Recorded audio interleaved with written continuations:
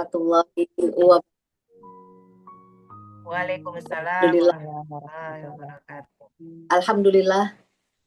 Assalatu wassalamu alaika ya Nabi Allah. Qad hilati adrikni ya Rasulullah. Salli wa sallim ya Fattah alal makhsusi bil fatihati wa fathil fattah. Salli wa sallim ya alim ala man ilmuhu min ladun hakimin alim. Salli wa sallim wa barik ya Razzaq ala man yaduhu fayadatun bil arzaq. Amin ya Allah ya Rabbal Alamin. Akhwati fillah yang dirahmati Allah, bertemu kembali dan mungkin baru pertama ini kita, bukan bertemu kembali ya, baru pertama bertemu dalam uh, acara Tadabbur Quran oleh kajian muslimah, apa namanya Mbak Tri, komunitasnya ini? Oh, dakwah prioritas Ustazah. Dakwah priority, Masya Allah. Senang sekali, bahagia sekali saya bisa berjumpa dengan teman-teman sekalian, karena sejatinya bertambah kita komunitas ya, banyak teman kita, akan banyak pula ilmu yang kita dapatkan. Bukan berarti posisi guru itu pasti yang lebih tahu, tidak. Bahkan dalam banyak sejarah gitu ya, guru itu justru banyak mendapatkan ilmu dari murid-muridnya. Ya, jadi insya Allah kita pada malam hari ini sama-sama baik ya posisinya. Bukan berarti saya yang sebagai guru itu pasti lebih baik daripada akhwati filah sekalian. Ya. Khairukum man ta'allamal Qur'ana wa 'allamahu. Sebaik-baik dari kalian itu adalah siapa yang ta'allama Al-Qur'ana, ya, yang belajar Al-Quran, wa 'allamahu, dan yang mengajarkan. Nah, jadi antara orang yang belajar dan orang yang mengajarkan sama-sama mendapatkan eh, predikat khairukum, sebaik-baik di antara kalian, ya, insya Allah. Akhwati fillah yang dirahmati Allah, pada malam hari ini kita akan mentadaburi, eh, ada di dalam juz 30 itu dua surat, dua ayat ya, dalam dua surat yang hampir sama sebetulnya maknanya. Di mana di situ memakai lafaz ya laita.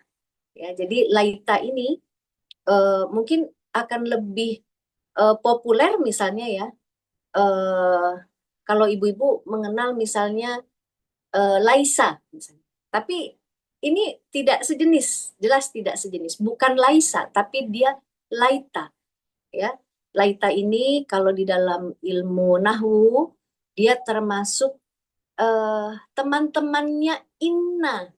Ya, kalau saya ingat ilmu dari uh, Ustadz Umar Asidik ya, yang mengajarkan kitab metode belajar bahasa Arab Abyan, uh, ada lagunya kalau untuk teman-temannya Inna. Inna ini Bu, misalnya ibu-ibu membaca Innallaha, begitu ya, ada innanya gitu ya. Kalau nggak ada inna Bu, Allah itu dibaca Allahu. Tapi gara-gara ada inna menjadi inna Allaha. Nah, sama dengan laita ini juga. Jadi ada lagunya Bu untuk mengingat bahwa laita ini adalah teman-temannya inna. Innala ala lakinna laita ka'anna. Begitu itu ya. Jadi kalau bertemu dengan kata ataupun huruf-huruf itu ya, inna, la lakinna, laita, gitu ya. Itu sebetulnya dalam posisi yang sama. Nah, hanya saja ada bedanya dengan la'alla. Ya, apa bedanya dengan la'alla? Jadi la'alla ini adalah mengajarkan kepada kita pengharapan yang bisa tercapai. Tapi kalau laita itu adalah sesuatu yang nggak mungkin bisa kamu capai. Nah, dalam dua ayat ini, Bu Ibu, dipakai laita ini sebagai lafaz penyesalan seseorang dikala dia sudah ada di yaumil akhir, ya. Dia merasa bahwasanya kenapa saya ini kok tidak beruntung sekali? Cobalah ya saya bisa kembali ke dunia, kira-kira begitu. Nah, dalam lafaz dua surat apakah ya? Itu dalam surat An-Naba dan surat Al-Fajr ya. Sudah dijadikan kok saya Mbak Tri ya? Sudah, Ya. Ustazah. Nah, mari saya share screen ya.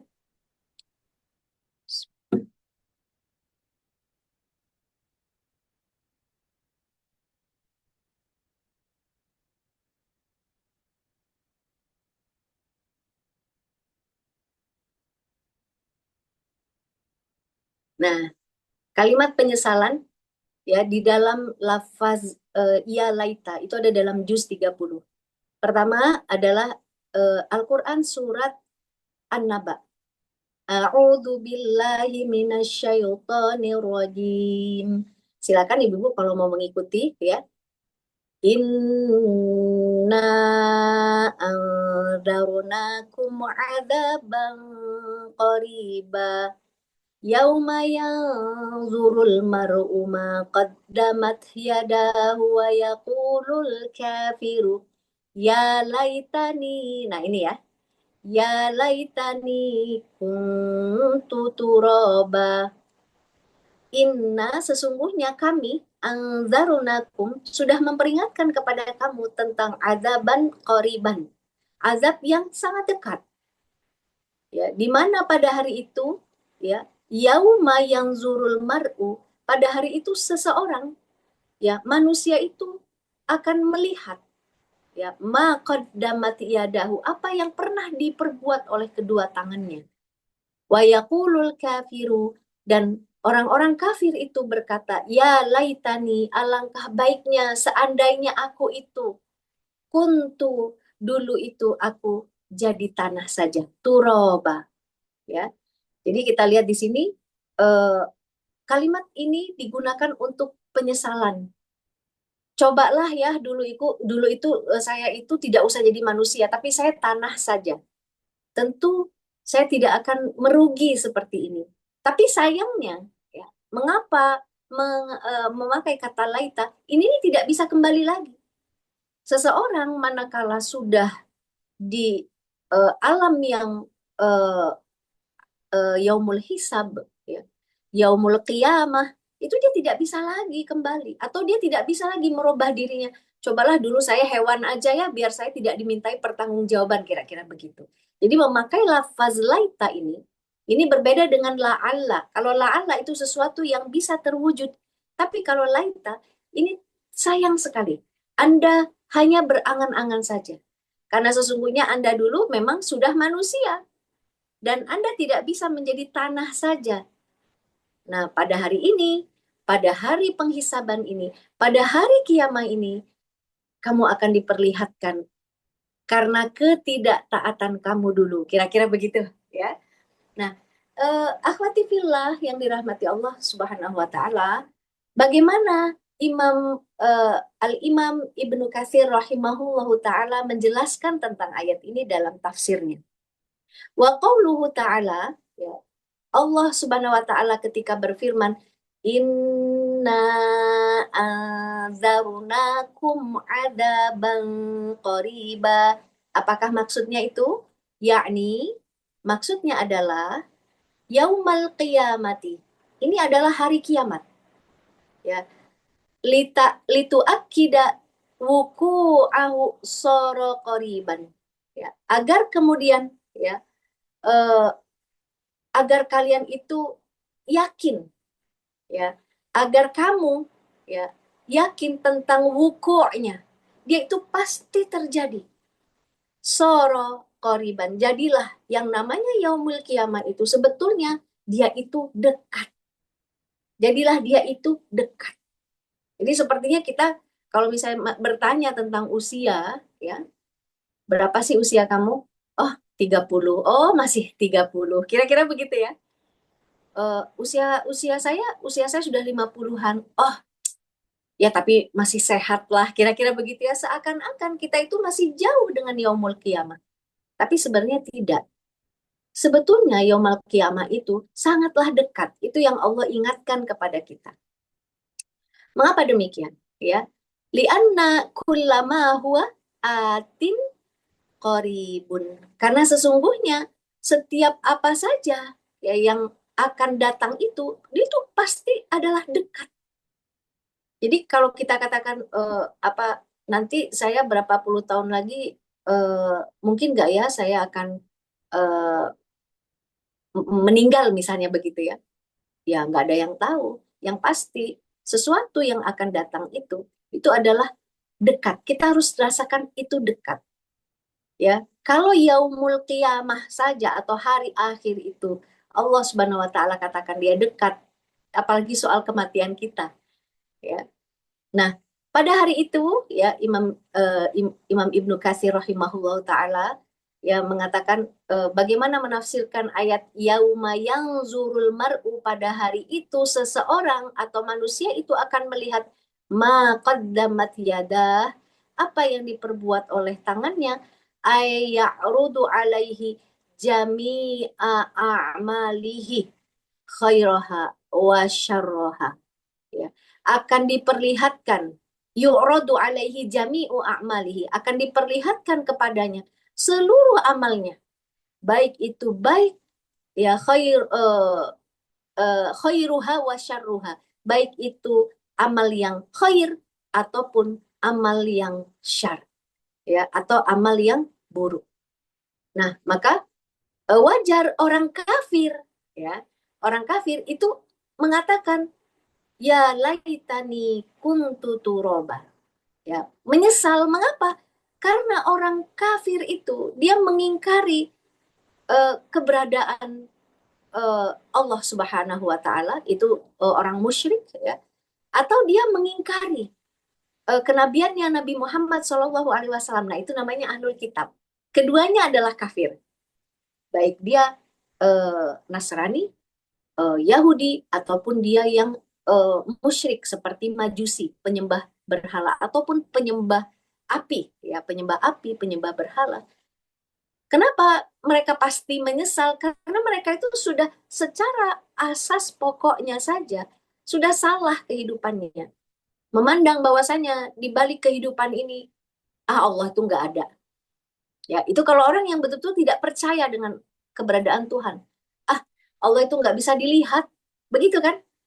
Karena dia hanya percaya apa yang bisa dipegang, apa yang bisa diraba, dirasa. Tapi kalau Allah tidak ada, dia katakan begitu. Sambil dia membanggakan bahwa berpikirnya inilah yang paling sempurna menurut dia. Padahal dengan cara yang sangat gampang menumbangkan kelemahan berpikir seperti itu. Kalau kemudian Tuhan itu sesuatu yang bisa diraba, dirasa, dilihat, apa bedanya Tuhan itu dengan kamu? Kira-kira begitu. Apa bedanya Tuhan itu dengan kita? Dia sama-sama saja makhluk atau sesuatu yang tercipta. Padahal sesuatu yang tercipta itu dari ada kemudian jadi tiada. Apakah mungkin Tuhan itu sama dengan kamu? Kira-kira begitu. Dengan cara yang sangat gampang. Makanya peringatan ini di dalam apa ayat ini memperingatkan kepada seluruh manusia sebetulnya dari lafaz almar'u di situ. Baik dia muslim ataupun dia kafir. Tapi yang pasti akan menyesal itu adalah al-kafiru, yakni orang kafir. Sudahlah dia tidak mengimani Allah, tidak percaya adanya Allah. Ya. Dia terkesima, dia memuja dengan kepintaran akal, kebrilianan hasil pikiran manusia. Tapi dia lupa, sebetulnya manusia itu dari siapa? Sebetulnya manusia itu ada awal, ada akhir. Manusia itu tidak punya kekuatan apa-apa. Dia sebetulnya hanya memformulasi saja bahan-bahan di dunia ini, alam yang ada di alam semesta, dan akhirnya menjadi sebuah penciptaan begitu ya bagi mereka. Sesungguhnya mereka tidak menciptakan sesuatu dari tidak ada. Nah, itu. Jadi mengapa di sini lafaz penyesalan ini diucapkan oleh orang-orang kafir, ya? Dan sebagai lafaz peringatan bagi kita orang muslim, gitu ya. Karena kita muslim ini sudah mengakui Allah, mengimani hari akhir, iman juga kepada nabi terakhir dan nabi-nabi yang sebelumnya, ya. Nabi Muhammad Shallallahu Alaihi Wasallam, dan juga hingga dari Nabi Adam hingga Nabi Muhammad Shallallahu Alaihi Wasallam. Tinggal apa? Tinggal kita ini kalau lupa harus banyak-banyak bertobat, begitu. Kalau kita belum tahu, ya, Maka kita harus cari tahu. Makanya pada malam hari ini di Medan walaupun sudah banyak yang ngantuk ya ini ya, sudah jam segini. Tapi kita masih mau belajar. Kenapa? Karena ini adalah demi ketaatan kita kepada Allah Subhanahu wa Ta'ala. Kalau kita tidak tahu, bagaimana bisa caranya kita mau taat? Kita tidak tahu misalnya babi itu haram, contoh. Kita tidak tahu kalau ternyata homoseksual itu haram, contoh seperti itu. Dari belajar seperti inilah kita tahu, oh perbuatannya Nabi Lut itu diharamkan oleh Allah Subhanahu wa Ta'ala. Maka dari itu akan muncullah eh, rasa ingin tahu, rasa paham, dan ingin melaksanakan. Ya, nah jadi insya Allah memang tepat ya kalau saya rasa setiap program dari Islamic Personality Program ini akan memperkuat personality atau sahsiah kita, gitu ya. Karena sahsiah itu memang salah satunya bahannya adalah pola berpikir, ya. Nah, dari ayat ini kita tuh diingatkan oleh Allah, ingat ya, gitu ya. Azab itu dekat ya. Jangan sampai kamu menyesal seperti orang kafir yang tidak akan mungkin dikabulkan oleh Allah. Dia ingin kembali lagi ke dunia, ingin hanya menjadi hewan saja atau tanah saja yang tidak akan dihisap, itu tidak demikian. Sekali-kali kamu jangan begitu. Nah, begitu ya, mudah-mudahan kita masih diberikan kesempatan oleh Allah Subhanahu wa Ta'ala. Ya.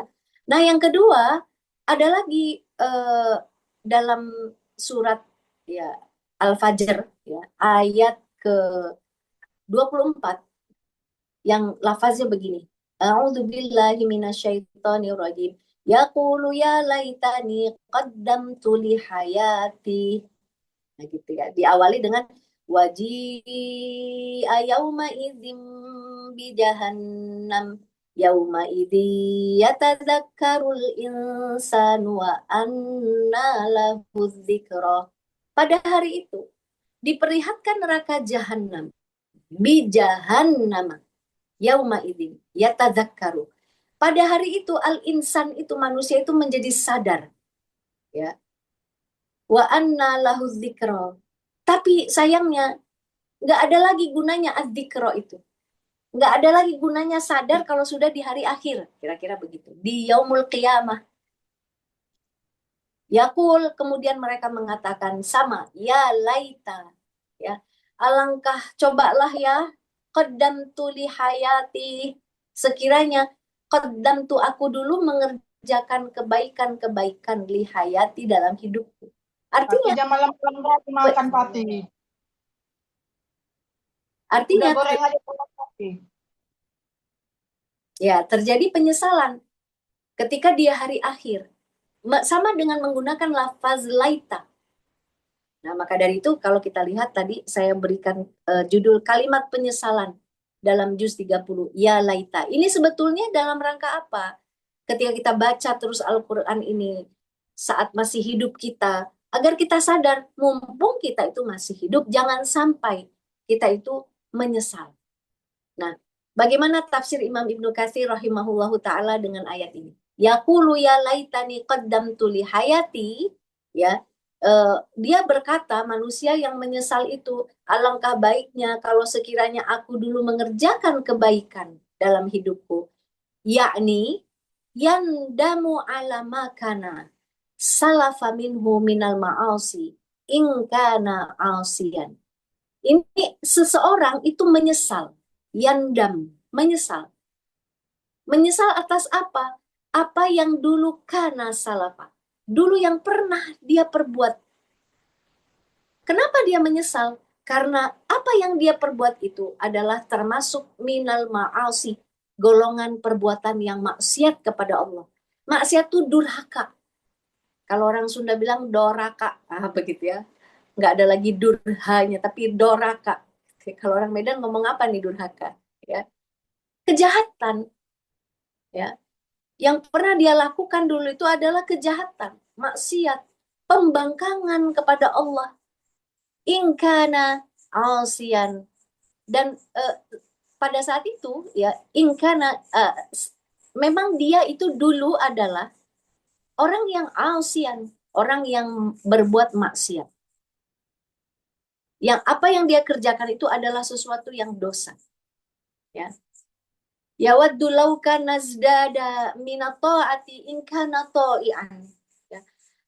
Dia berharap ya kalaulah dia itu ada di dunia ini ya tentu dia akan menambah-nambah ketaatan in kana ta'ian kalau dia itu adalah memang orang yang taat. Sayangnya enggak. Gitu. Ini adalah penyesalan. Ini semua bentuk penyesalan. Kama qala Imam Ahmad bin Hanbal an Jubair bin Nufair an Muhammad bin Amrah. Ya, ini diriwayatkan dalam hadis ya.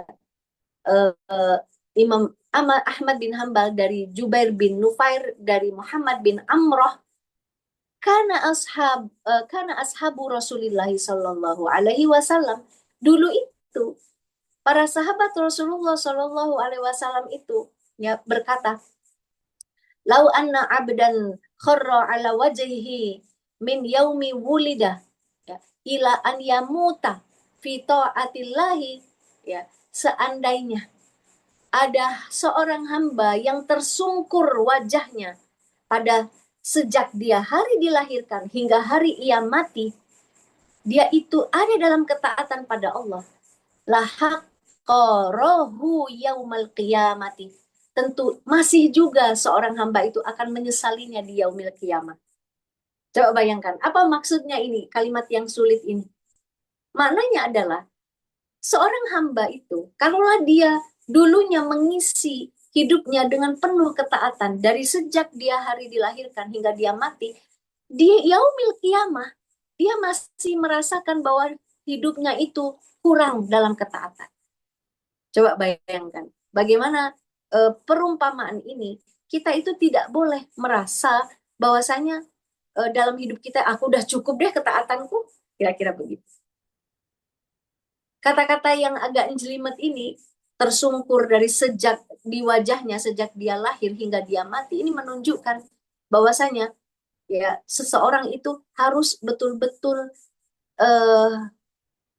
teliti ya di dalam kehidupannya itu. Jangan sampai dia banyak lengah misalnya atau lalai. Orang yang lengah atau orang yang lalai itu kan orang yang memang sengaja dia tidak pernah menilai perbuatan saya ini boleh apa enggak ya dalam pandangan agama, dalam pandangan Islam, dalam hukum syariat itu seperti apa. Maka dia banyak sekali lalainya begitu kan, kelengahannya. Nah, dalam hadis ini dikatakan kalau seorang hamba itu dipenuhi dengan ketaatan, dia itu pun di hari akhir akan menyesal. Ya. Wa lawadda annahu radda ila dunya kaima yazdada minal ajri wasawab. Apa yang dia inginkan seorang hamba yang taat itu mengisi hidupnya dengan ketaatan. Kalaulah Allah Subhanahu wa taala mengembalikan dia ke dunia kembali, tentunya dia akan tetap hidupnya itu menambah pahala dan kebaikan lebih-lebih lagi dari apa yang pernah dia lakukan. Nah, gitu ya. Nah, jadi dua ayat ini diingatkan kembali bahwasanya ini adalah ayat yang mengingatkan kita selama kamu hidup di dunia, jangan sampai kamu menyesal nanti di yaumil akhir. Jadi pentingnya keimanan kita, yakinnya kita bahwasanya kita ini hidup ini sebentar. Hidup ini akan ada akhirnya. Kita akan kembali kepada Allah. Jadi jangan sampai kamu itu sama sikapnya dengan orang-orang yang tidak percaya dengan Allah, tidak percaya dengan hari akhir, alias orang kafir. Gitu ya. Nah, terlebih lagi kita hidup di masa seperti saat ini ya, akhwati fillah, ya akhwat yang solehah yang kita hadapi itu sudah banyak sekali abu-abunya gitu ya. Tidak lagi hitam, tidak lagi putih kita tahu, tapi kadang-kadang boleh nggak sih narkoba ini? Bolehlah karena susah cari uang misalnya begitu. Kan banyak itu terjadi. Boleh nggak ya sebetulnya menggugurkan kandungan ya sudah biasalah banyak yang praktek pengguguran kandungan banyak sekali pada saat ini. Boleh nggak ya kira-kira korupsi itu ya ya ini serba abu-abu padahal sebetulnya ketaatan kepada hukum atau syariatnya dari Allah Subhanahu wa taala itu nggak pernah abu-abu. Dia jelas. Nah, jangan sampai kita itu menjadi orang yang lengah. Ah, habis saya nggak tahu sih. Masa sih itu diatur ya oleh Allah? Nah, kira-kira begitu. Akhirnya yang kita dapati diri kita ini Muslim, tapi mengisi hari-hari kita itu ternyata banyak sekali dengan kemaksiatan. Nah, ini jangan sampai kita menjadi orang-orang yang menyesal. Nah, ambil pelajaran yuk. Satu, ya. Yang namanya taat itu ujian sepanjang kehidupan kita. Bukan hanya sekadar mampu beramal, tapi juga yang harus kita lakukan adalah mampu menjaga keikhlasan kita. Ikhlas itu apa? Ikhlas itu lillahi ta'ala. Ya, jadi kalau kita umpamakan begini, seandainya kita itu mengucapkan bismillah dalam setiap awal dari apa yang harus kita lakukan, tentu kita itu tidak akan tidak tega melakukan dosa. Masa ada orang mau mencuri, bismillah, kira-kira begitu. Ya. Jadi mengapa awali dengan bismillah gitu ya? Walaupun itu bukanlah suatu hal yang wajib kalau dia bukan ibadah mahdoh ya, ada niat Islam.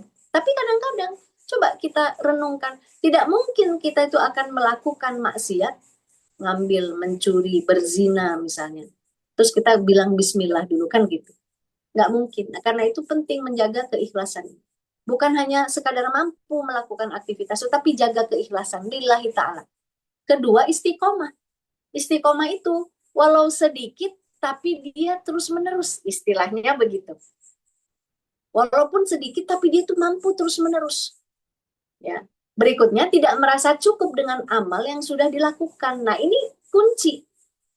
Karena istiqomah, itu kan dari hal yang mudah kita lakukan. Ya. Itu akan akibatnya apa? Akibat istiqomah itu dia akan menambah terus, ya, akan terus bertambah. Jadi kalau kita tidak istiqomah, maka dikhawatirkan kita itu akan merasa cukup dengan amal yang sudah kita lakukan. Nah, jadi dijaga istiqomah ini ya.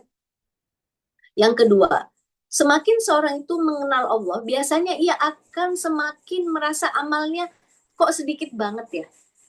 Ya. Dan kemudian semakin dia takorup atau mendekat kepada Allah, dia itu semakin ada rasa khawatir. Amal saya diterima enggak ya? Nah ini. Tapi ingat, bukan berarti membuat ini menjadi orang yang peragu, bukan begitu. Tapi kekhawatiran dia bahwa dia harus menambah terus amalnya, karena bisa jadi amal saya ini tidak cukup ketika saya bawa pahalanya di hadapan Allah gitu ya. Dan dia akan semakin takut kalau amalnya itu tidak diterima. Maka yang dia lakukan apa? Dia itu semakin belajar.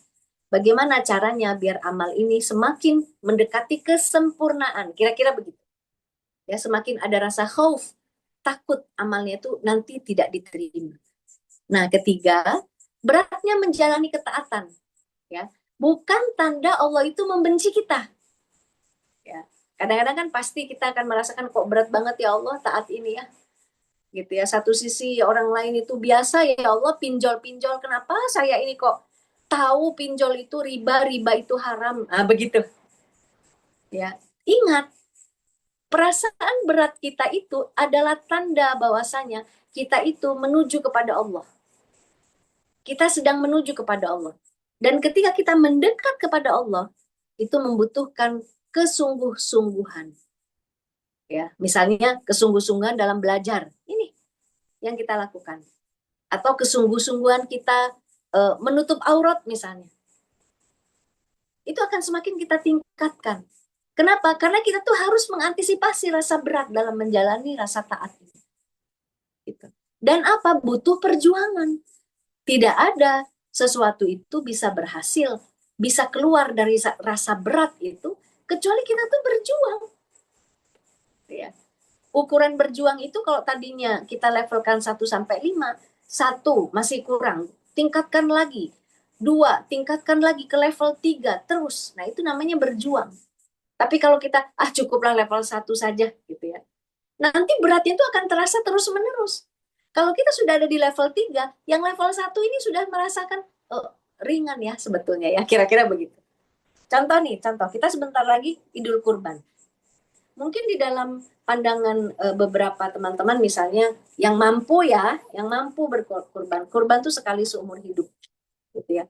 Padahal tidak demikian. Kalau kita punya rezekinya, kita itu akan menambah terus.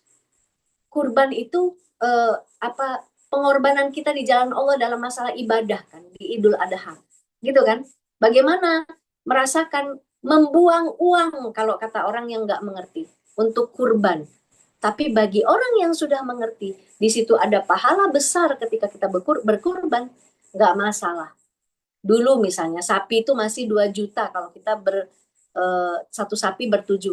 Sekarang besok-besok sudah 3 juta. Besok-besok lagi udah 3, berapa. Besok lagi sudah mau mendekati 4 juta. Bagi dia tidak masalah. Karena ini adalah kesungguhan dan perjuangannya. Ya, apalagi misalnya ibadah yang membutuhkan dana-dana besar misalnya. Umroh. Ya.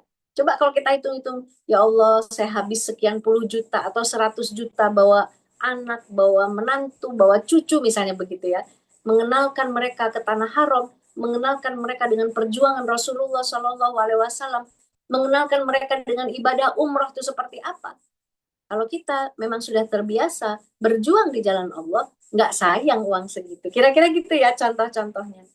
Walaupun kalau bukan berarti yang maknanya harus butuh uang besar saja. Cuma kan seringkali orang itu kan terganjal yang namanya berbuat kebaikan itu kan pengorbanan harta salah satunya seperti itu.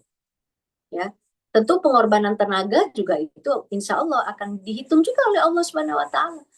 Ya, semakin dia berkorban membutuhkan tenaga dia yang luar biasa, walaupun dia tidak harus keluar biaya, tapi dia keluar tenaga untuk menolong sahabatnya misalnya, atau untuk berdakwah yang jauh perjalanannya misalnya begitu ya, insya Allah beratnya menjalani ketaatan itu akan semakin bisa diatasi.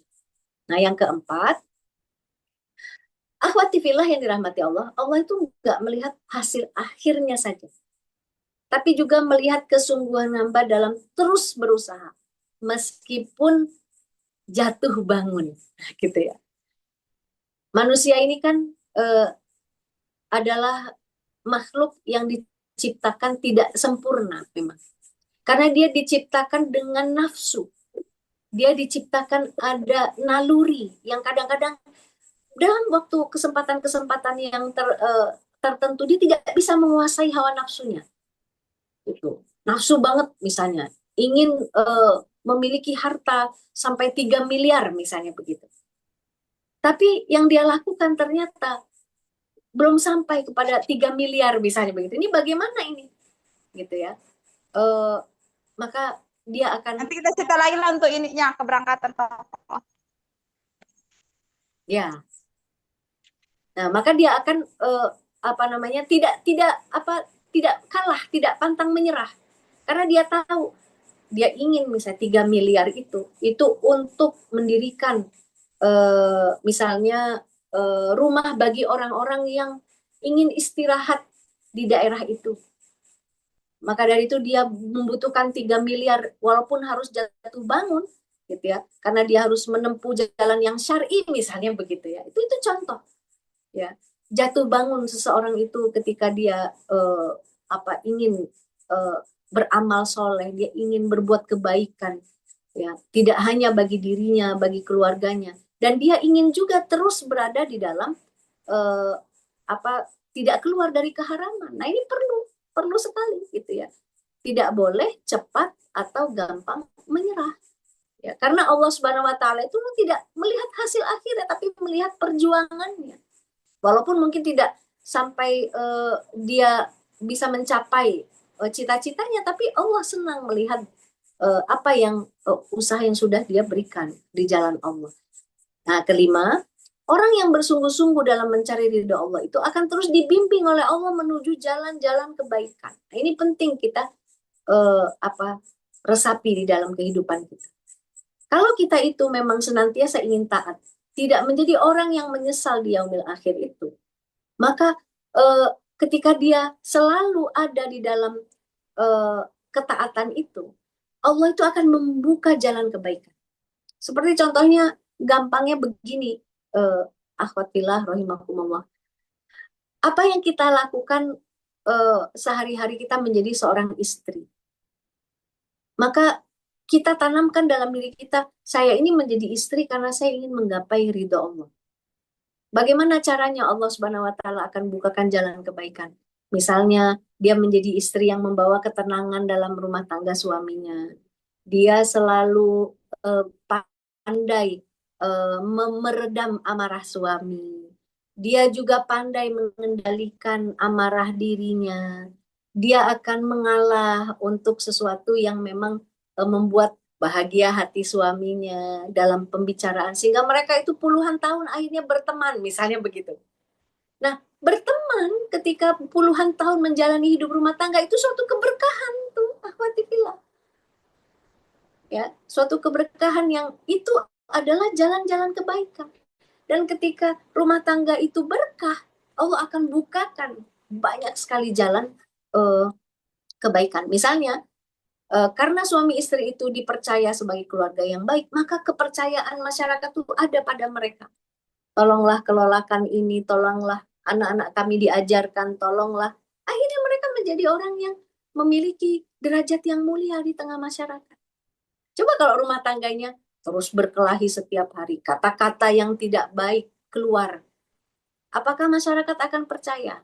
Nah, itu ya, kira-kira begitu. Bagaimana kita membayangkan jalan kebaikan itu akan dibukakan oleh Allah satu persatu, manakala kita itu memang sungguh-sungguh menjalankan aktivitas apapun memang untuk menggapai ridho Allah. Ya, yang keenam, terakhir, seorang yang beriman itu jangan lelah meminta kepada Allah, berdoa. Untuk apa? Diberikan hati yang kuat. Ya, karena banyak sekali memang orang itu gampang patah manakala dia kecewa atau dia dikecewakan. Ya, ada tidak kira-kira kita yang tidak pernah kecewa? Enggak ada.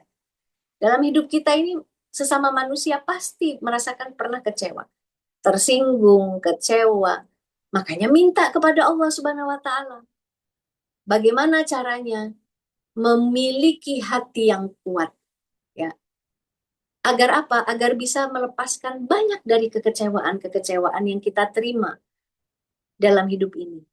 Gitu ya. Tadinya ekspektasi harapan suaminya ini waktu menikahi dia adalah seorang manajer perusahaan. Misalnya, tiba-tiba perusahaannya tutup, gulung tikar. Akhirnya mereka berusaha, berjuang, mencari uang berdua. Nah, bagaimana itu caranya? Punya hati yang kuat. Ya. Meminta kepada Allah Subhanahu wa Ta'ala untuk diberikan hati yang kuat. Nah, ketika kita mendekatkan diri pada Allah, sering berdoa, seorang mukmin itu senjatanya adalah doa. Ad-du'a usilahul mu'min. Ketika dia sering kali menggunakan senjata doa ini, dia semakin mendekat kepada Allah Subhanahu wa Ta'ala. Ketika dia semakin mendekat pada Allah, maka hati dia yang bersih itu akan terbuka. Jadi bukan dipenuhi dengan hati, pandangan yang kotor dalam pikiran dan hati. Misalnya gini, duh suami saya ini kok uangnya sedikit. Tapi dia lupa kalau suaminya itu dulu semasa dia masih manajer, itu suami yang baik. Dia selalu menafkahi istrinya. Bahkan dalam satu kesempatan misalnya, dia berikan semua penghasilannya untuk diatur oleh istrinya. Nah, kalau hati yang tidak bersih, itu banyak setan yang main. Tinggalkan aja suamimu itu. Udahlah bentak-bentak aja lah suamimu itu. Suami nggak berguna dan sebagainya, misalnya begitu ya. Padahal kalau kita terus meminta kepada Allah, ya Allah berikan saya hati yang kuat, hati yang bersih, pikiran yang bersih, pikiran yang kuat. Agar apa? Bisa istiqomah. Ya. Dan kemudian akhir kehidupan yang kita inginkan, kalau orang yang betul-betul senantiasa dekat kepada Allah Subhanahu wa Ta'ala, itu dekat dengan akhir kehidupan yang baik atau husnul khotimah. Ya, tapi kalau orang tersebut ya adalah orang yang senantiasa menjauh dari Allah Subhanahu wa Ta'ala. Dia tidak betah dengan kebaikan, dia tidak betah dengan ujian, dia tidak betah dengan sesuatu yang menimpa dia kalau itu berkurang rezekinya, sedikit rezekinya misalnya, maka hatinya kotor, dia akan jauh dari Allah. Biasanya di akhir-akhir kehidupannya pun akan tidak baik, menjadi su'ul khotimah. Na'udzubillah, summa na'udzubillah. Nah ini akhwati fillah yang dirahmati Allah, bagaimana kita bisa mengambil pelajaran ya dari surat An-Naba dan surat Al-Fajr. Ya, mudah-mudahan ini menjadi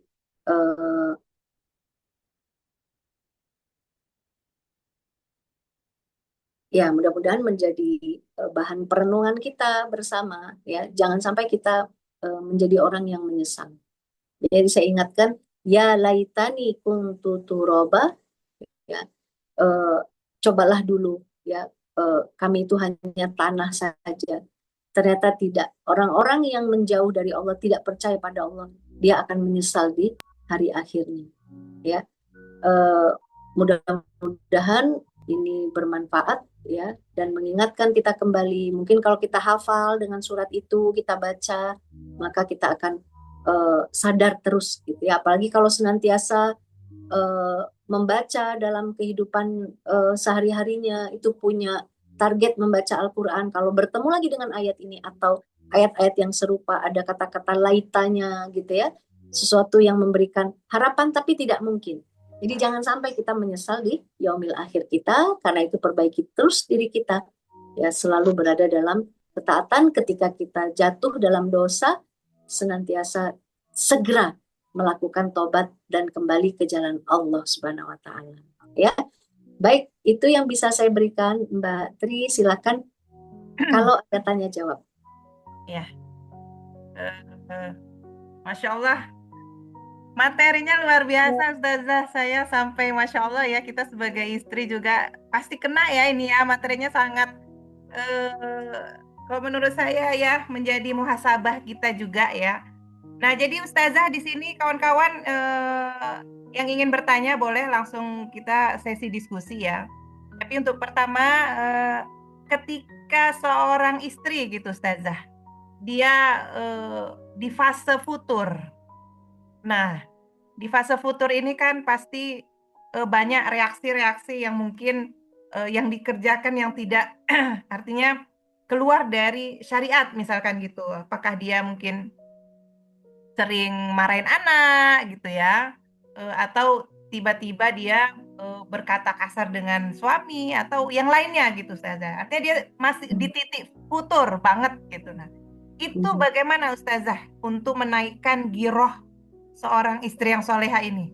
Nah, mungkin kawan-kawan di sini ingin Ustazah memberikan penjelasan, artinya memberikan motivasi juga kepada kami gitu. Tafadhal Ustazah. Ya. Yang paling gampang dari kebiasaannya Rasulullah SAW mengajarkan kepada para sahabat itu adalah hidup berguru. Hidup itu harus punya guru. Guru kita itu adalah guru yang membimbing kita akan kehidupan dunia dan akhirat. Ya, guru yang memberikan teladan bagaimana caranya hidup itu bisa selamat, tidak hanya dunia tapi juga hingga ke akhirat. Maka kalau sudah berada pada fase itu, cepat datang ke guru tersebut. Itu paling mudah itu Mbak Tri. Betul nggak Bu Aderiska?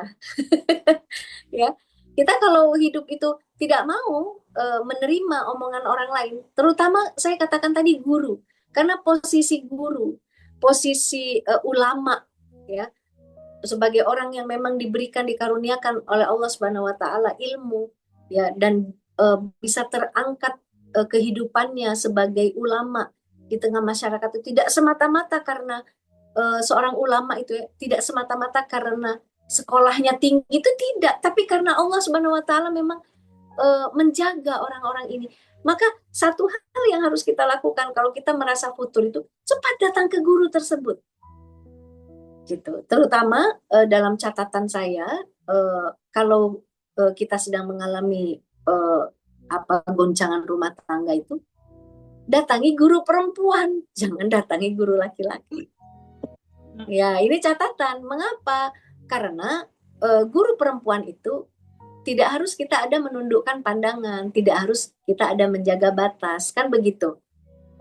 Tapi kalau dia laki-laki, ini tentu tidak boleh, harus menunggu dulu istrinya agar kita tidak berduaan dengannya. Tentu guru yang sangat-sangat menjaga, dia pun tidak semata-mata semena-mena saya menerima murid perempuannya ingin curhat gitu ya. Tidak begitu. Kalau muridnya tidak dengan suaminya, maka dia tidak mau menerimanya, gitu kan? Nah, jadi jawaban saya tentang datangi guru ini sangat penting. Ya, karena berikutnya ya, kedua, orang yang guru kita ini kita harapkan adalah orang yang memang senantiasa mendekatkan diri kepada Allah Subhanahu wa taala. Jangankan sudah bicara, kadang-kadang ya kalau kita lihat ada beberapa kemuliaan para guru atau para masyayikh ya, para asatidz, belum muridnya ngomong aja dia udah tahu. Ya, bukan berarti dukun, enggak seperti itu. Misalnya dia datang dengan muka wajah yang sedih, ada apa? Misalnya begitu ya. Itu saja sudah, kamu tuh harus sabar. Karena guru tuh biasanya ya, karena dia memang ada di dalam pertemuan yang dilazimkan ya, misalnya membahas kitab tertentu gitu ya, atau membaca Al-Quran, dia belajar dengan guru tersebut ya. Dia tuh guru itu sebetulnya sambil mengenali murid-muridnya.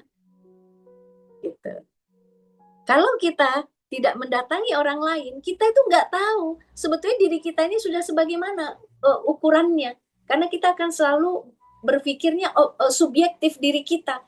Saya ini sudah cukup sabar, saya ini sudah cukup pintar, saya ini sudah cukup mengabdi dan sebagainya. Tapi kalau orang lain yang melihat kita, itu pandangannya akan tidak subjektif. Tapi dia akan lihat, oh kamu itu sebetulnya satu saja kuncinya. Contohnya, pinter udah, cantik iya, misalnya begitu ya. Misal, ya, kamu tuh satu saja kata guru, apa? Kamu tuh harus pandai belajar diam di hadapan suami. Itu kadang-kadang istri-istri pinter ini, Bu Ade. Ya, ya ada kan gitu istri-istri pinter, semua dipungkas. Apalagi misalnya istrinya doktor, profesor gitu ya. Semua perkataan suami itu selalu dilemahkan, selalu ada jawabannya. Padahal kuncinya satu. Nah, itu guru tuh biasanya gitu tuh, Mbak Tri.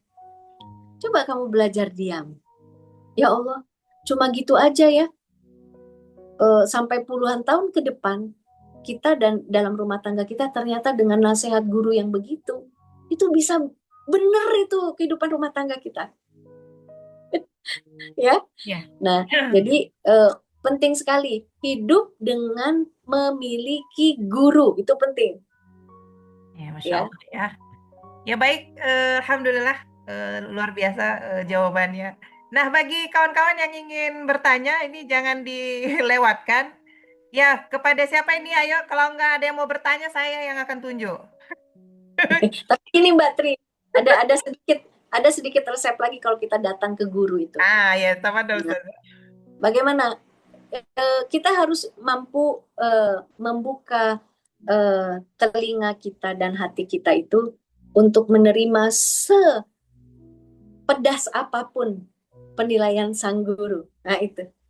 Ini kita harus terbiasa gitu ya. Tapi kalau kita biasa mutung, kalau orang Sunda bilang tutung ya, terbiasa ngambek, pundung ya, kalau diutarakan apa kelemahan kita. Nah, ini nggak akan pernah menjadi baik. Nah, makanya salah satunya lagi ya sebetulnya yang mungkin dia tidak derajatnya memang bukan guru. Tapi dia ini orang yang baik dan ada selalu dalam kehidupan kita. Siapa itu? Itu sahabat. Salah satunya gitu. Sahabat ini, kalau dia betul-betul sahabat yang sejati, itu dia mau menasehati kekurangan sahabatnya. Tapi kalau kita tidak mau menerima nasihat atas kekurangan kita, itu hidup kita nggak akan pernah menjadi baik. Nah, itu Mbak Tri. Jadi harus membuka diri, jangan nggak mau saya misalnya, saya ini sering diundang ya, tapi saya karena sudah merasa menjadi guru, saya tidak mau mendengarkan orang-orang yang ada sekitar saya. Oh tidak, saya tidak mau, saya tetap punya guru. Bahkan yang terburuk dari diri saya itu ketika dikatakan itu saya mendengar dan saya menerima. Nah, harus begitu. Jadi itu tuh seperti memukul diri kita, gitu ya. Ingat bahwa kamu itu nggak akan pernah bisa jadi baik, apalagi kita dalam fase sedang diuji dalam rumah tangga kita. Ujian ekonomi kah? Ujian kesetiaan kah? Ya, pernah nggak ibu-ibu diuji kesetiaan? Suaminya udah semakin dingin pada ibu-ibu, sudah semakin tidak mau kalau jalan pengennya sama teman-temannya olahraga sepeda, sama temennya olahraga jogging sama temennya. Pernah dibawa nggak sama suaminya? Gitu. Pokoknya suaminya tuh kalau kemana-mana nggak pengen dengan kita, itu kan sedang diuji kan. Nah, mau nggak kita itu mendengarkan nasihat yang paling menyakitkan tentang diri kita? Dengarkan nasihat guru kita. Insya Allah pasti kita akan diberikan jalan kebaikan. Nah, satu hal lagi misalnya kalau banyak sebetulnya ya, banyak jalan untuk mengoreksi diri kita itu. Kita itu menjadi sahabat bagi suami tapi tidak menyenangkan. Sahabat karena kita memang berdua sudah dinikahkan gitu ya. Tapi kita tuh nggak menyenangkan. Gitu. Kenapa? Karena kita tidak mau minta maaf. Itu satu lagi. Kalau kita berbicara tentang di fase kita diuji ya. Kehidupan rumah tangga kita tuh diuji. Memang kita terbiasa suami yang harus minta maaf ke kita, tapi kita tidak terbiasa minta maaf ke suami. Itu juga jadi ujian. Nah, mau tidak? Ayo, siapa yang pernah minta maaf ke suami? Mbak Katakan Khadijah saya. di Batu Bara pernah nggak? Saya Pernah. Iya. Betul ya? Benar ya, kalau siapa yang belum pernah minta maaf, minta maaf. Yang belum pernah minta maaf, katakan saya juga, Bu. Bu Ningsih, Siap dulu saja. iya, katakan ke suami,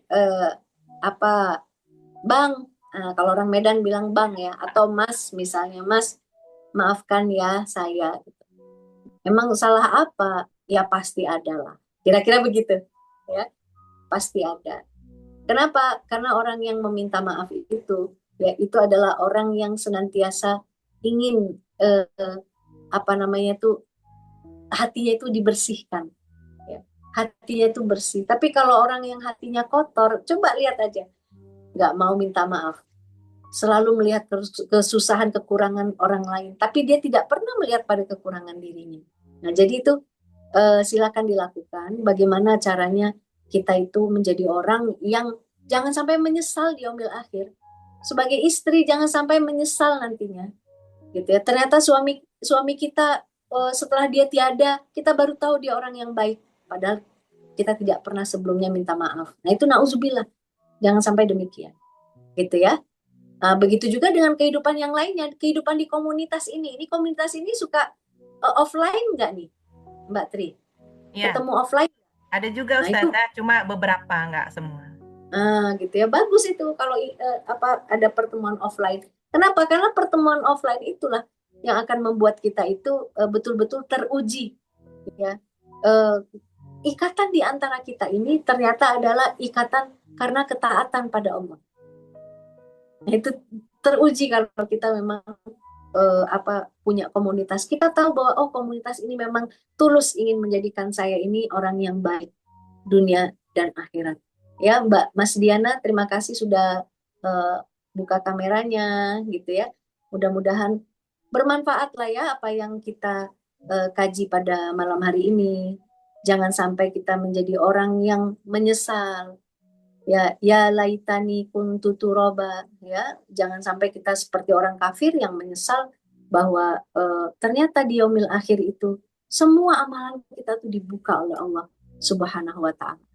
Baik buruknya terlihat, ya, bahkan yang bicara pun gitu ya, itu adalah bukan mulut, ya, tapi yang berbicara itu adalah anggota tubuh kita. Maka kita nggak bisa lagi pada saat itu bisa mengendalikan anggota tubuh itu. Kok kamu bilang sih, wahai tangan, kalau kamu itu pernah mencuri, wahai tangan, kamu pernah memegang sesuatu yang tidak halal untukmu misalnya. Wahai mulut, bibir kita pernah membicarakan sesuatu yang jorok misalnya. Bukan lagi dari mulut kita yang memang bisa beralasan banyak ketika kita di dunia. Tapi di yaumil akhir itu sudah betul-betul jelas-jelasan, ya. Jangan sampai menjadi orang yang menyesal. Ingat kata sahabat tadi bagaimana? Kalaulah ada seorang hamba itu dalam hidupnya penuh dengan ketaatan, niscaya dia yaumil kiamah itu akan merasa tetap kurang, ya, dirinya itu akan tetap ingin berbuat pahala dan kebaikan, ya. Karena itu jangan disia-siakan kehidupan kita ini, dipenuhi dengan maksiat, ya. Cepat bertobat, cepat belajar, istiqomah, ya, bersungguh-sungguh berjuang, ya, jangan kalah patah semangat, bersihkan terus hati kita, gitu ya Mbak Tri. Ya, Ustazah. Nah, eh, ini bagi kawan-kawan saya Ustazah, di sini kan komunitas kita kan komunitas anti riba nih Ustazah. Jadi kawan-kawan yang hari ini, Oh, Masya Allah, gitu ya. ya, jadi mereka ini lagi memperjuangkan bagaimana segeranya lunas hutang. Nah, Amin ya dengan Allah. kondisi Allah sedang menguji ekonomi rumah tangga, anak-anak semuanya Ustazah ya. Ya, Bagaimana tidak terjerat lagi dari namanya hutang riba. Nah, itu dia Ustazah.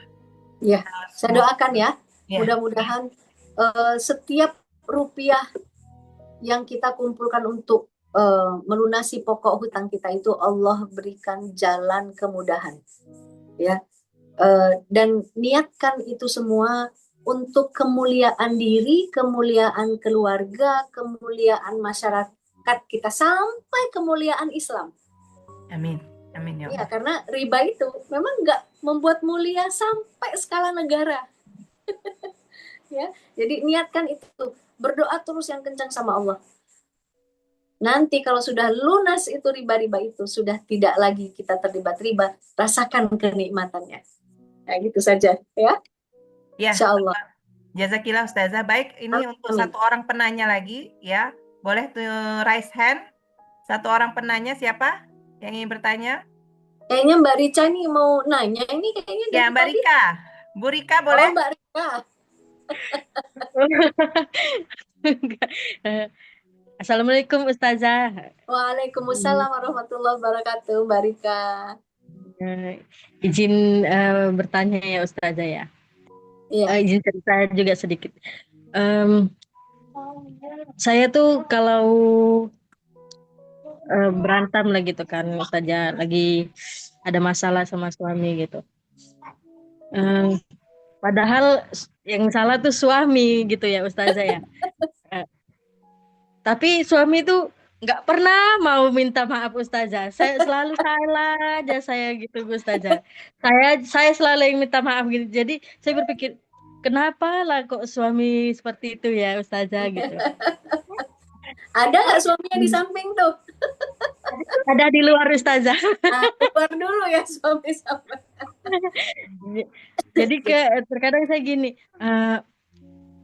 kan ada juga kan dengar-dengar gitu kan cerita orang itu karena saya pernah juga gini ya Ustaz, pernah tanya kenapa sih nggak pernah mau minta maaf gitu Bang. Saya bilang, ya Bang kan kepala rumah tangga katanya gitu. Dia gengsi dia minta maaf Ustazah gitu. Saya gini, kenapa gengsi? Namanya salah ya minta maaf. Saya bilang kayak gitu kan. Ini nggak adik aja selalu minta maaf. Saya bilang kayak gitu. Tapi ya udahlah biar supaya kita akur-akur gitu kan, nggak apa-apa lah saya bilang. Jadi yang mau saya tanyakan gitu Ustazah, ya Allah Ustazah, ini ada ponakan. Nah, yang mau saya tanyakan gimana ya Ustazah ya biar supaya saya tuh kadang sama suami itu juga sering emosinya meledak-meledak gitu. Saya pengen lebih tenang lagi menghadapin suami, menghadapin anak. Memang kami sih jarang ya Ustazah ya bertengkar itu jarang. Cuman saya kalau udah kadang dibilang dinasihatin suami, saya tuh kayak apa sih gitu Ustazah. Itu aja sih Ustazah. Iya. Kasih Ustazah. Sudah berapa tahun menikah? Coba Ibu tanya. Sudah 13 tahun Ustazah. Bukan sudah, itu baru itu. Iya, kenapa saya katakan gitu, Kak, baru? Karena memang kehidupan rumah tangga itu diuji oleh waktu salah satunya. Karena itu tidak boleh waktu itu terbuang sia-sia. Bagaimana caranya waktu itu bisa kita tundukkan, gitu. Kan kalau waktu terus berlangsung kan lama tuh satu jawabannya bosan. Betul tidak? Bosan. Anak nambah, permasalahan nambah, gitu ya. Maka kalau prinsip saya sudah 32 tahun menikah, ya, dengan suami. Yang saya rasakan itu justru kami itu semakin tidak bosan, gitu. Tidak bosan. Nah, itu perjuangan itu, Mbak Rika. Ya, Bu Ade ya. Ini Bu Ade juga nih, pengalaman nih ya pasti, gitu ya. Siapa yang sudah lama menikahnya. Mengapa saya katakan demikian? Kenapa bisa saya dengan suami itu meraih satu step ya dalam kehidupan kami setelah 32 tahun menikah itu? Kami itu kok semakin tidak bosan, karena saya tidak pernah mengkaitkan rasa cinta saya pada suami dengan kondisi yang ada. Contoh gini, mau tidak mau terkait masalahnya. Nah itu, kita cinta sama suami karena uang. Nah itu saya antisipasi. Saya antisipasi. Kita cinta pada suami karena dia masih gagah. Itu saya antisipasi. Tidak demikian gitu. Saya cinta, wah Masya Allah Bu Ade, Masya Allah. Tapi masih lama saya Bu Ade ya, 32 ya. Allahu Akbar. Nah jadi, kalau kemudian rasa cinta itu memang ketika hidup sedang sempurna, tidak ada kekurangan. Nah ini masalahnya, hidup kita tidak selalu sempurna. Nah bagaimana caranya? Saya mengantisipasi itu. Pada saat uang tidak ada, pada saat ada masalah anak, saya itu tetap saja menjadi istri yang mau melayani suami setulus hati, gitu. Memang begitu dari dulu, gitu. Kenapa? Karena pertama ibadah, rumah tangga ini ibadah, gitu ya. Kedua, rumah tangga ini kan, kenapa kita berumah tangga coba? Karena laki-laki dan perempuan itu dulu waktu dia belum punya suami, coba ingat lagi, dulu waktu belum punya istri, pingin sekali punya suami, pingin sekali punya istri. Kenapa? Ada kenikmatan, betul nggak Bu Ade, Mbak Tri? Ada kenikmatan. Ternyata setelah kita diberikan suami, kita tuh ternyata tidak menikmati. Saya tuh mau bilang gini Mbak Rika dan teman-teman, salah sendiri. Kenapa punya suami nggak dinikmati? Paham nggak maksud Ibu Mbak Rika? Kenapa ada mawaddah warahmah? Imam Al-Qurtubi rahimahullahu ta'ala menafsirkan ya, mawaddah itu adalah jima, rahmah itu adalah aulad. Tadi kan semakin nggak suka melayani suami. Ini nggak boleh. Nggak boleh.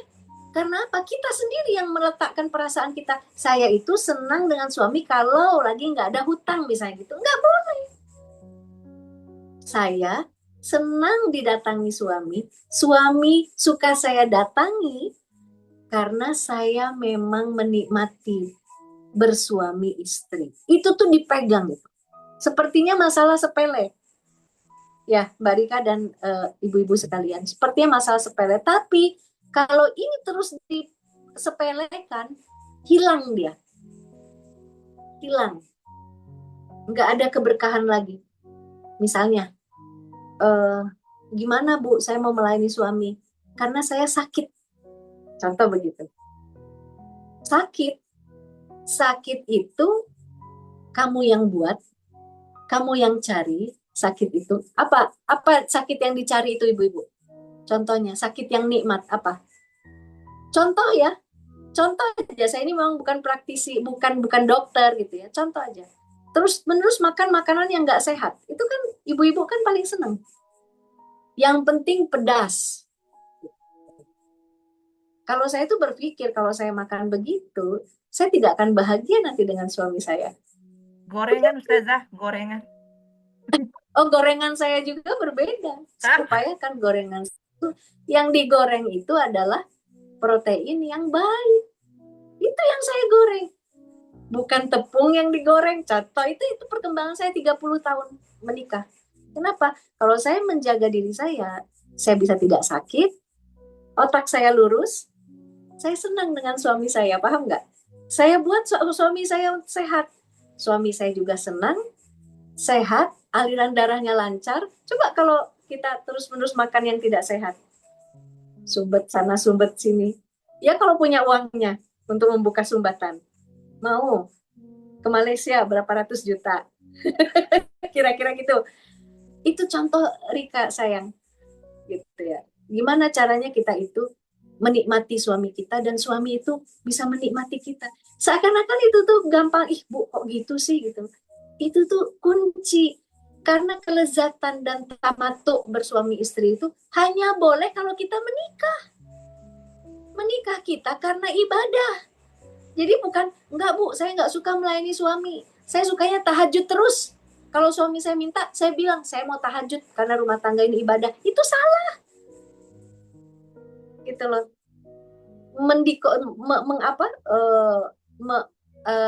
Membenturkan antara saya tahajud, saya tidak mau melayani kamu, wahai suami. Itu salah itu. Tahajud. Kita butuh untuk mendekatkan diri pada Allah, tapi jangan dikira ketika kita bersenang-senang dengan suami kita itu bukan ibadah terbaik.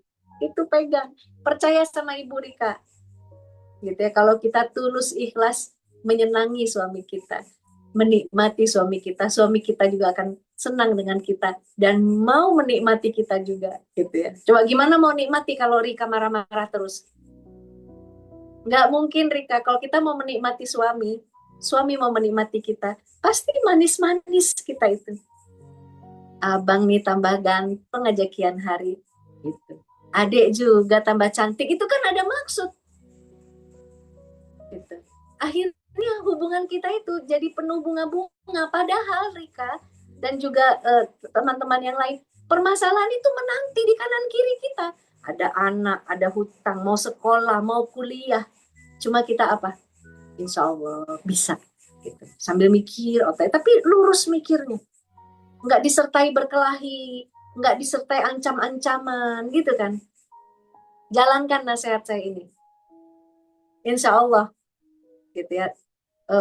Apa yang kita hadapi dalam rumah tangga ini, sepanjang kita itu mengetahui bahwa kita ini memang hidup ini adalah untuk ibadah.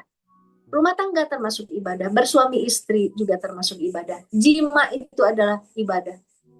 Insya Allah Allah ridho nanti membukakan berbagai kebaikan untuk rumah tangga kita. Biasanya ciri khasnya kalau kita tuh rumah tangga yang diberkahi, tambah soleh, tambah soleha, udah gitu aja. Gitu. Tambah mendekat sama Allah.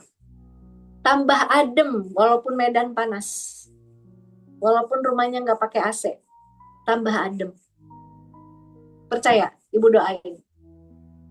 Gimana Bu Ade opininya Bu? Coba saya mau dengar Bu Ade ini. Bu Ade ini pengalaman juga ini. Aduh, Ustazah. Pengalaman apa ya? Sebenarnya tadi pertanyaan Bu Tri, saya nggak nyangka jawabannya kalau kita harus punya guru, gitu, bertanya ke guru. Itu Masya Allah, jadi masukan baru ternyata ya. Kalau masalah urusan sama suami menjaga supaya tetap harmonis, tetap ini, ya saya juga sebenarnya harus lebih banyak belajar gitu. Karena memang seperti yang Ustazah bilang, ibu-ibu ini, apalagi ibu-ibu di komunitas IPP ini, Ustazah kayaknya memang dengan ibu-ibu yang pintar gitu ya. Biasanya orang pintar memang bakoknya tinggi, bakoknya tinggi. Jadi kalau misalnya ditegur sama suami, oh dia nggak terima gitu, dia nggak merasa dia salah kan gitu ya kan. Apalagi boro-boro meminta maaf gitu. Tapi silat lidah dulu ya Bu Ade ya. Silat lidah dulu. Iya.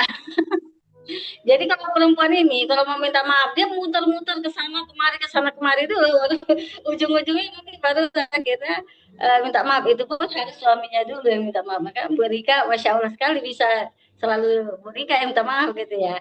Tetapi memang seiring berjalannya waktu memang ikut kajian gitu ya. Apalagi di IPP ini kan juga ada kajian parenting ya, kajian nafsiyah gitu ya. Jadi itu juga akhirnya membentuk diri kita untuk lebih memahami posisi suami seperti apa. Ya karena kita tahu suami bekerja capek kadang-kadang memang nggak bisa dihadapi dengan suara tinggi gitu ya. Lama-kelamaan memang setelah perkawinan yang sudah semakin ini bertambah usianya gitu, akhirnya menyadari bahwa akhirnya kayak saya sama suami alhamdulillah sudah seperti sahabat gitu. Jadi Masya dan Allah. kami berkomitmen jangan memperbesar sesuatu yang kecil gitu ya. Dan gitu jangan ribut, jangan sekali-sekali ribut hanya gara-gara urusan ekonomi atau materi. Nah, itu prinsip yang dipegang dari dulu gitu. Jadi memang ada sih cekcok sedikit, ribut sedikit, tapi itu lumrah. Ya.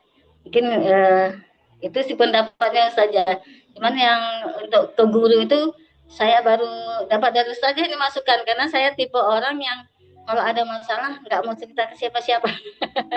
Kalau ada masalah itu selesaikan sendiri gitu ya. Ternyata kita harus punya sahabat atau guru yang untuk tempat kita bisa sharing gitu ya, bisa belajar. Ya itu juga butuh pembuktian Bu Ade. Guru itu juga manusia. Kalau dia betul-betul dengan ilmu yang memang dia peroleh dengan cara berguru juga gitu ya, dan dia orang yang bertakarub kepada Allah dengan cara yang luar biasa. Guru kita itu mengajarkan juga doa-doa gitu kepada kita. Insya Allah bukan menjadi orang yang justru menjadikan rumah tangga kita ataupun kekurangan-kekurangan kita itu sebagai apa istilahnya Bu ya, rahasia yang akan dia bongkar nanti. Insya Allah tidak begitu Bu. Ya para ulama salafus sholih itu tidak begitu, gitu ya. Tapi justru menjadi orang yang mencukupkan rahasia-rahasia murid-muridnya, sahabat-sahabatnya hanya pada dia. Insya Allah Bu. Ya, mudah-mudahan bertemu dengan guru yang begitu. Insya Allah. Insya Allah. Kayaknya sudah bertemu dengan orang-orang yang istilahnya guru, orang sahabat yang care gitu ya Ustazah. Alhamdulillah, barakallah. Mulai bisa sedikit membuka diri atau karena memang kalau yang kayak tipe seperti saya ini yang dipendam-pendam ini akhirnya jadi penyakit sendiri. Iya, Saya itu mau besar mau kecil masalahnya saya berusaha saya sendiri yang menyelesaikan gitu kan, walaupun akhirnya ngefeknya ke badan juga ya. Efeknya jadi sakit, tapi alhamdulillah karena sudah mulai ngaji gitu ya, ikut kajian. Nah, ini akhirnya menyadari bahwa memang kita ini makhluk sosial gitu ya, yang memang harus membutuhkan orang lain gitu dalam menjalani kehidupan ini. Iya, alhamdulillah Bu. Jadi punya guru itu penting ya Bu ya. Masya Allah. Baik, alhamdulillah. Sepertinya langsung closing statement aja Ustazah, karena waktunya sudah ini ya, sebenarnya sudah lewat dari akad nih Ustazah. Kayaknya closing statement aja Ustazah. Ya laitani qaddamtu li hayati, ya laitani kuntu turaba. Itu adalah 2 ayat dalam juz 30 yang memberikan kepada kita pelajaran bahwa ada penyesalan yang tidak akan pernah bisa berubah, penyesalan itu. Jadi jangan sampai kita ini termasuk orang-orang yang menyesal untuk kembali lagi ke dunia nanti ketika sudah di yaumil akhir. Ya Allah, saya baru mau akan taat ya Allah. Ya Allah, saya baru akan menjadi orang yang bersungguh-sungguh dalam menjauhi maksiat. Jangan sampai kita demikian. Itulah gunanya kenapa Allah gunakan lafaz itu.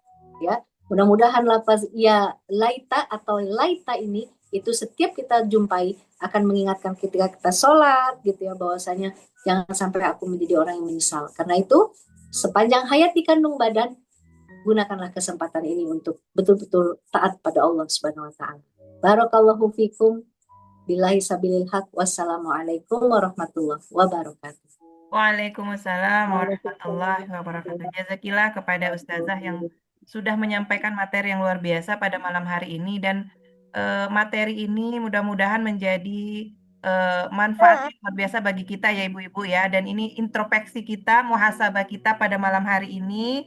Nah, jadi mulai sekarang apa-apa yang kesalahan kita kepada suami atau yang lain apapun ya cepat-cepat bertaubat. Karena mumpung umur kita masih diberikan Allah pada hari ini, diberikan nikmat sehat, nikmat hidup, dan lain-lainnya ya. Baik, Alhamdulillah, jangan sampai ketinggalan lagi untuk materi-materi yang lainnya dari Ustazah kita ini di bulan depan lagi ya. Karena beliau ini sekali sebulan ya akan membersamai kita. Dan insya Allah di Selasa depan ada materi yang lain lagi, yaitu tentang fikih pernikahan Ustazah. Nah, ini sebenarnya relate ya. Nah, dengan Ustazah Rindi, jangan sampai ketinggalan ini Ummahat ya, tetap pantengin ya di grup kita. Yang belum masuk grup boleh nanti hubungi saya sebagai panitia di sini.